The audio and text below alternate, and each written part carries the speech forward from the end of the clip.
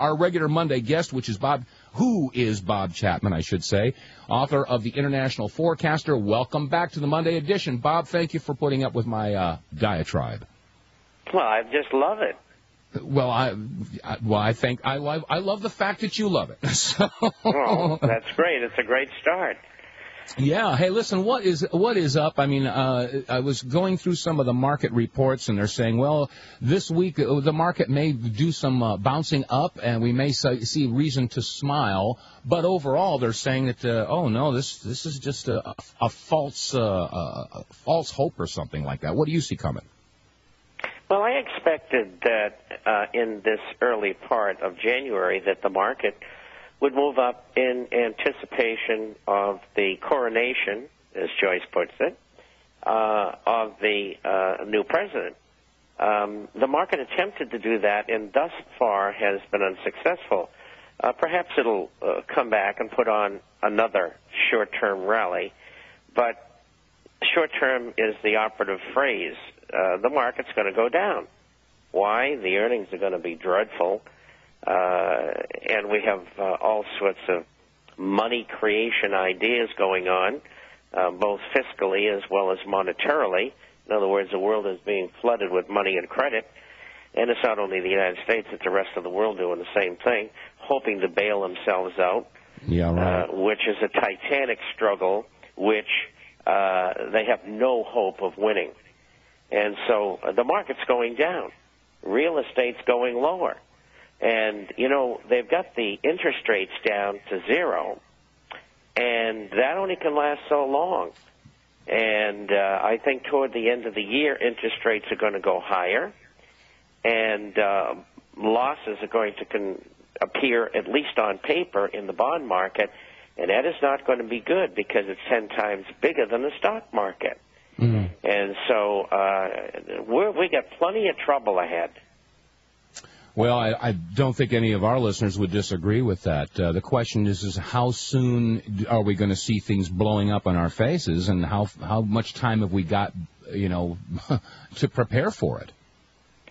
You know, I've been doing this almost 50 years, and I'm not that smart yet. I look at the longer-term trends. I try to get people into or out of things a year and a half, 2, even 3 years ahead of time. And especially in real estate and the stock market, I've saved people an awful lot of grief. And so the short-term swings, don't know. I know it's going to happen. It's going to get progressively worse. You got to prepare for that. That's the important thing, and do it as quickly as possible. Mm-hmm.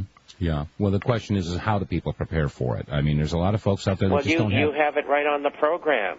Freeze-dried, dehydrated foods, seeds, filters, means to defend your family. These are an insurance policy. I write about them in almost every issue. You've got to do it, and you got to get out of debt, particularly your credit card debt. Oh, yeah. You got to get your house in order quickly. Oh, yeah. Well, there are a lot of folks out there, let's face it, a lot of people just can't afford to go out and buy gold or even silver at that matter. Some folks are struggling just to be able to pay their bills and keep food on the table.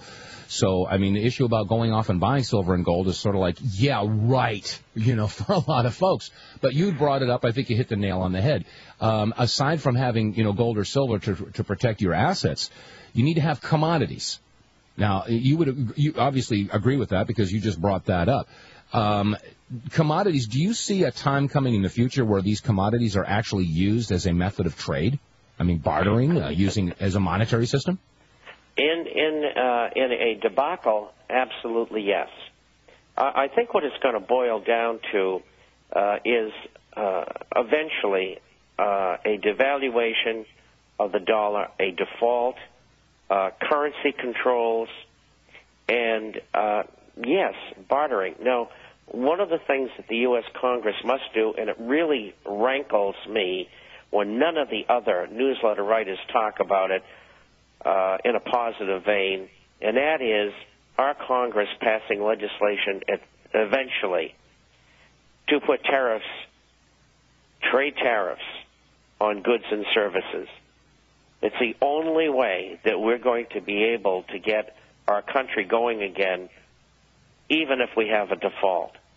Mm-hmm. It is absolutely necessary, and if those in Congress are being controlled by money from Wall Street and banking and transnational elitist corporations. Mm-hmm. And that's why nothing gets done in Congress, because most of them have been bought and paid for, and there's a group that's been compromised.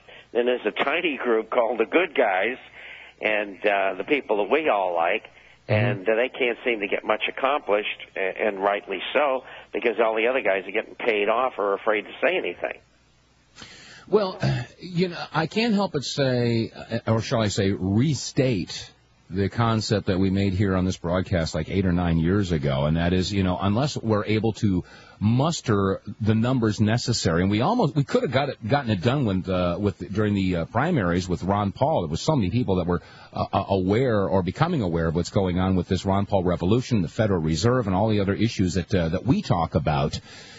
But the numbers just didn't seem to gel, as it were. Do you agree with the statement that at this point we may have to just stand back and let this entire system collapse under the weight of its own corruption? I don't think we're going to have any choice in it. It's going to do that.